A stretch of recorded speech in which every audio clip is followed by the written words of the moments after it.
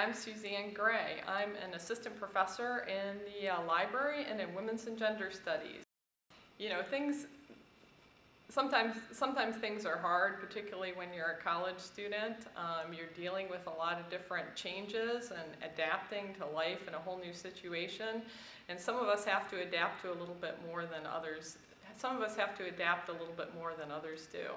I know when I was in college, shortly after my sophomore year, I discovered that I was a lesbian. And at the time, in the 80s, it was a really difficult time period in which to be out and to be out and be gay or lesbian. And so one of the things that I did is took a lot of initiative in terms of trying to connect with others who were similar to me. So I was very involved in our campus support group and ended up being involved in the Gay Lesbian Alliance when I was at college. That made a really big difference in my life and in my future. I was also at the time interested in being a public school teacher. And in the 1980s, that was a really difficult path to take if you were gay or lesbian. Most school teachers were in the closet. They weren't able to share who they were with their coworkers or their colleagues, and many of them were hiding and feeling very uncomfortable.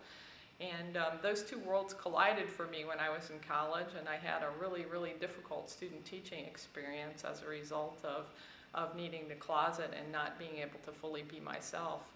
That led me to become rather depressed, and I ended up seeing some mental health professionals, one of which actually told me that she didn't really see what the problem was, that I just shouldn't tell any of my coworkers who I was in terms of being a lesbian, and that I should just go ahead and teach and just basically keep my mouth shut.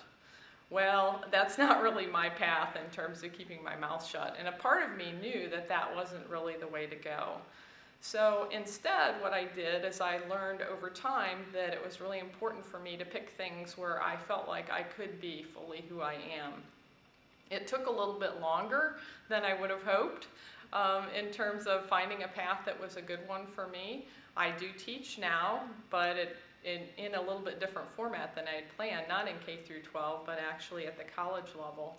And you know, that was something that I finally was able to achieve that, and to do that in a profession where I know that not only am I accepted as a lesbian, but I'm also very much valued. So as a librarian, I am in a professional organization called the American Library Association, and even back in the 90s, they were very supportive of gay and lesbian issues. And in the town that I lived in, they decided to cancel a conference because that town did not offer civil rights protections for gays and lesbians.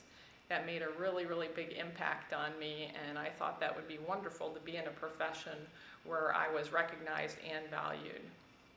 So what my advice to you would be is to really try to be who you are, and just to remember that no matter how difficult that it can get at times, that as your life proceeds forward, if you be who you are, that it will get better.